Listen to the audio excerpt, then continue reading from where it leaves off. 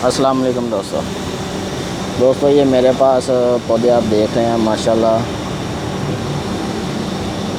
ये बकैन के पौधे हैं। मैंने ये तकरीबन पिछले साल लगाए थे, गमलों में बीज लगाए थे मैंने। तो दोस्तों एक टिप बता रहा हूँ आप दोस्तों को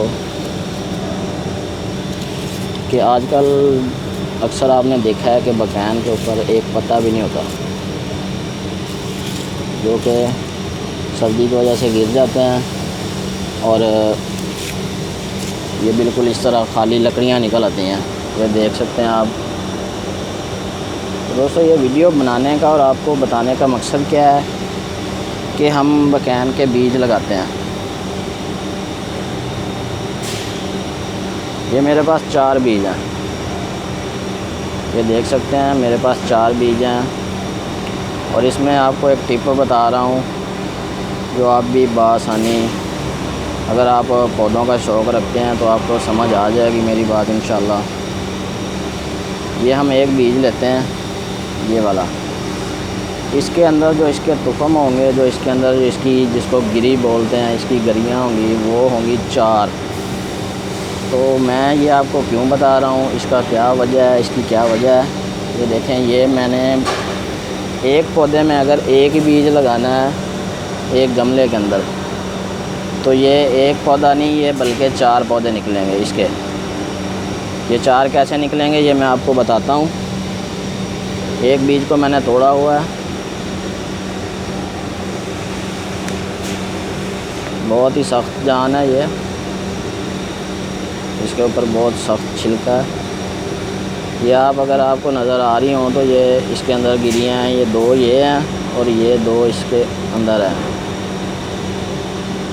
इनको हमने तोड़ना नहीं है, आपको सीधा सीधा बता रहा हूँ, इनको तोड़ना नहीं है। ये बीज लेना है, आपने लगा देना है। जो कि आजकल फरवरी है, मार्च अप्रैल में आप लगा दें और वो गर्मियों के अंदर अंदर निकल आएंगे। और फिर क्या करना है कि अगर एक पौधे के अंदर, एक गमले के अंदर एक बीज लगाया तो उसके पौधे निकलेंगे 4।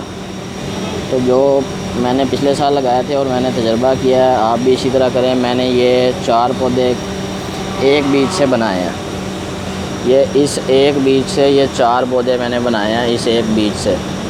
तो ये मैं आपको अब कैसे बताऊं कि मैंने इनको शिफ्ट किया है पिछले साल ही, जब ये तकरीबन इसी तरह पत्ते गिरा चुके थे और ये इस साइज़ के थे, छोटे छोटे थे। जैसे आप ये देखें, ये भी मैंने इसी तरह अलग अलग किए थे। ये देखें, आजकल इन पौधों को आप इसी तरह अलग अलग कर सकते हैं। इसका बेहतरीन मौसम चल रहा है, जैसे ही बहार आएगी। अगर आपके पास बकैन के बीज लगे हुए हैं तो उनके पौधे अगर घने हैं तो उसका मकसद ये है कि वो अक्सर मैंने देखा है कि बड़े बड़े दरख्त होते हैं, उनके जो अक्सर बकैन के तने होते हैं नीचे वाले, वो 2 से 3 से 4 होते हैं। तो इसलिए ये देखें, अगर 3 से 4 तने होंगे तो वो इस तरह की नहीं होगी, वो इस तरह होगी, नीचे से एक तना है। ये मकसद है कि एक पौधा है। और अगर ऊपर से ये ज़्यादा होंगे तो फिर ऊपर ज़्यादा छतरी बनेगी।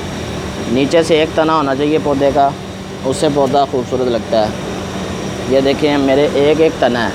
आपने गमले के अंदर सिर्फ एक तना रहने देना है, इनको आपने अलग-अलग कर लेना है इस तरह। ये देखें, मैंने इनको निकाला है गमले से। इनका सूखने का कोई चांस नहीं है कि ये सूख जाएंगे, टेंशन वाली कोई बात नहीं है। ये इसी तरह मैं दोबारा लगा दूंगा तो ये चलते रहेंगे।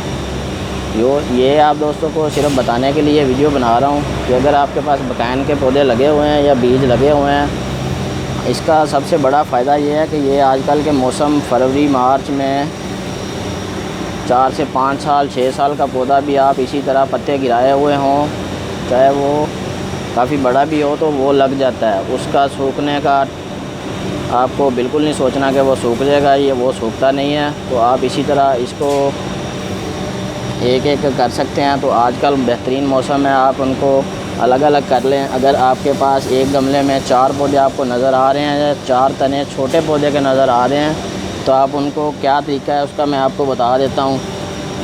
ये देखें, आप